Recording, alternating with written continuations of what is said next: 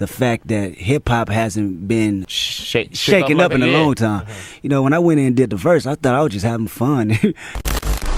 T, Meek Mills, A$AP Rocky, Drake, Big Sean, J Electron, Tyler McMillan. I got love for you all, but I'm trying to murder you niggas. He didn't go personal.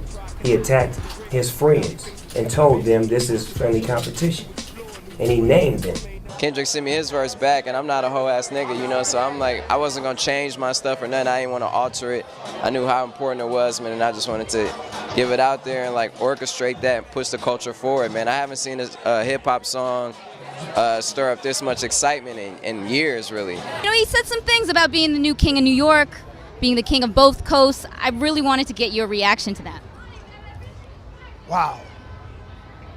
My reaction is wow. Love hip hop right now. Control, bruh. I feel like a lot of the newer generation of hip hop fans just weren't around or were way too young to even know about the impact of this song, man. I really want to highlight Kendrick's verse in this video and give more of an in-depth look at it. Man, it's been 10 years since Kendrick would shake up the entire industry with his polarizing, insane verse. It's honestly crazy to look back at this and realize how different the landscape of hip-hop was just 10 years ago. Everything was different. I know 10 years might seem like a lot, like yeah, that's 10 years ago. But in the grand scheme of things, it's not that long ago. Yet it seems like a dinosaur era. Streaming was not a thing yet. CDs were still a huge part of music consumption.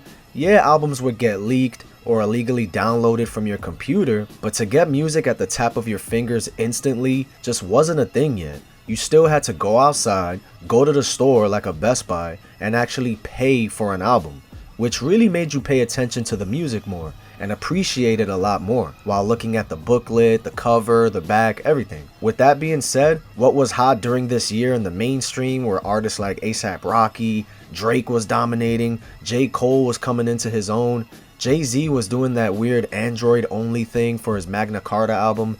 That was weird. Of course, Kanye's Yeezus. I remember French Montana's I Ain't Worried About None was everywhere too. Meek Mill was killing it. Rich Homie Quan was feeling some type of way. And obviously, Kendrick Lamar was on tour for his classic album Good Kid Mad City. Music just lasted longer back then too. It wasn't this microwave society and TikTok shit where, you know, shit comes and goes right away. Bro, you couldn't even upload videos to Instagram yet.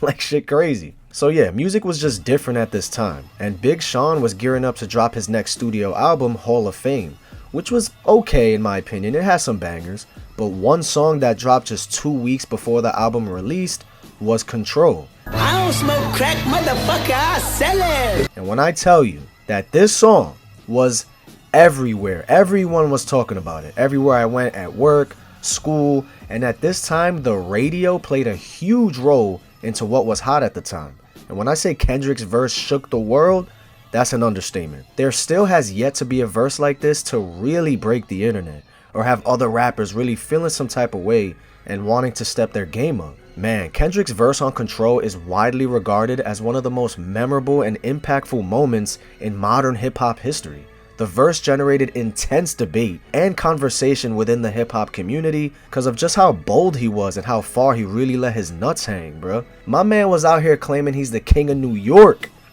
Like, what?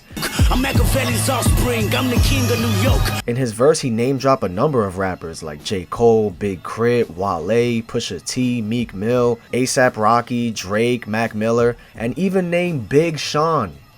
The dude he's on the song with. Like, what? Even J Electronica. Like, what?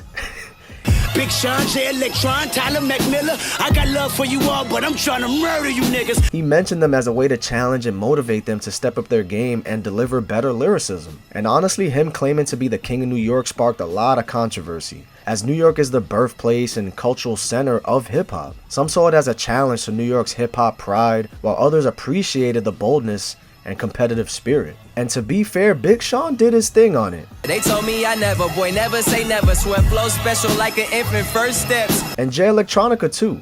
You can check my name on the books. I earth, wind, and fire, the verse that rained on the hook. He had an underrated verse, but damn, bro, Kendrick stole the entire show.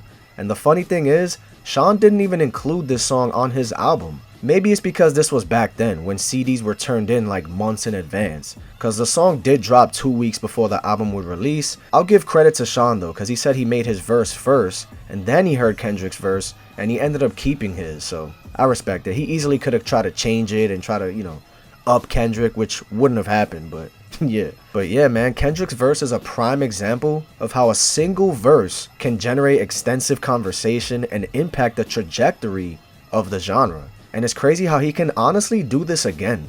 Easily if he wanted to, no problem. But yeah, do you remember when this dropped? Let me know all your stories about this song, man, cause this was a wild time.